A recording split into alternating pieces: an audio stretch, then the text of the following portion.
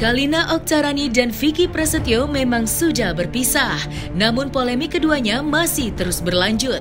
Baru-baru ini Kalina buka suara perihal keretakan rumah tangganya. Ibunda Askanio itu juga membeberkan jika dirinya sudah move on dari mantan suaminya, Vicky Prasetyo. Tidak itu saja, Kalina juga membeberkan penyebab perceraiannya dengan sang gladiator, julukan dari Vicky Prasetyo. Saya nggak ngerti ya, orang-orang sini berpikir saya nggak bisa move on, saya belum move on. Apa sih yang dibilang saya belum bisa move on? Cuma perkara yang saya bikin TikTok.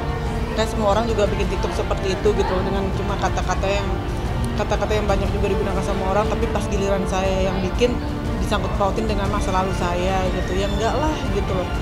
Nggak harus selalu disangkut pautin gitu. Kita hidup kan melangkah ke depan, bukan mundur.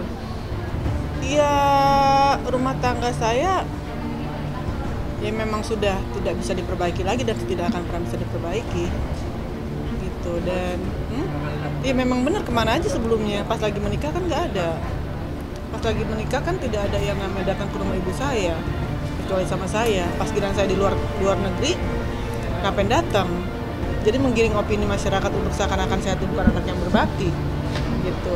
Ibu saya kan bukan sakit baru kemarin, sakitnya bertahun-tahun. Kecuali kalau misalkan sakitnya baru kemarin saya tinggalin, itu saya salah kan? Nah ini saya udah tegur dia jangan sampai posting, ternyata dia posting. Ya udah, selama ini saya diam 1 tahun saya diam, tapi ternyata ya dia yang memulai seperti itu gitu loh. Saya kecewa sih. Yang menjadi penyebab yang pasti karena memang saya bukanlah menjadi bagian keluarga yang bisa bergaul kali ya gitu. Jadi ya pokoknya intinya saya tidak, kalau saya bilang nanti dibilang menjelekan, saya diam nanti saya yang dijelekan. Kan cara menjelekan itu beda-beda, ada yang ngomong secara halus kesannya kayak iya dia begini, akhirnya pemikiran masyarakat tuh Kalina gitu banget sih, pada suami udah baik gitu. Kalau saya orangnya belak-belakan apa adanya, iya enggak gitu. Dan saya dibilang cemburu dari mana? Kok saya dibilang cemburu sama salah satu kadep di salah satu stasiun TV, gila apa? Enggak lah gitu. Saya bukan tipe penyemburu. Saya cemburu memang ada memang karena ada alasannya, melihat suami saya pangku-pangkuan sama salah satu rekan kerja, ya iyalah siapa yang nggak cemburu, kepala di dadanya perempuan itu. Wajar dong saya cemburu. Saya selama ini diam, tapi tolong jangan ke saya. Tikus aja yang dipojokin terus-menerus lama-lama akan gigit gitu. Apalagi saya manusia, saya punya otak, saya punya pikiran, saya punya hati, saya punya perasaan. Udah, tolong. Jika ditarik mundur ke belakang, kisah kandasnya rumah tangga Kalina dan Vicky menyimpan cerita yang memilukan. Sebelum bercerai dengan Vicky, Kalina sudah mengetahui jika dirinya akan diceraikan. Tidak itu saja, Kalina juga tahu jika Vicky menikahi dirinya lantaran hanya rasa belas kasih. Meski begitu, Kalina mencoba mempertahankan rumah tangganya dengan Vicky yang masih seumur jagung. Namun badai yang menghantamkan rumah tangganya tidak bisa dihindari. Dan yang lebih menarik lagi, Kalina membuka rahasia dapurnya saat masih menjadi istri dari Vicky. Dan beginilah penuturan Kalina. Dia memang dari awal menikahin saya juga memang udah niat nyerahin saya kok.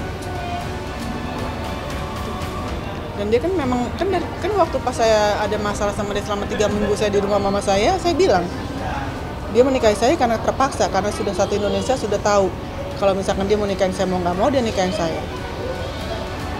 Cuma saya aja yang mencoba untuk mempertahankan rumah tangga sampai akhirnya saya tahu bahwa dia memang mau cerain saya dan memang dia mau cerain saya. Ada buktinya kok di teman saya, dia mau cerain saya. Mau ngeles apa lagi? Coba dia kan kata dia mengerti agama, dia tahu agama, dia belajar tentang agama. Coba suruh bersumpah demi Tuhannya, berani nggak? Kalau misalkan memang dia bilang enggak, dia suruh sumpah. Tapi saya tahu kan selama ini memang selalu bersumpah. Sekarang Mas sendiri kalau misalkan Mas mau menikah, pas sudah menikah baru 3 bulan tahu kalau misalkan mau dicerain sama istri dan dinikahin secara kepaksa, rasanya apa? Kayaknya nggak ada di manusia yang terima.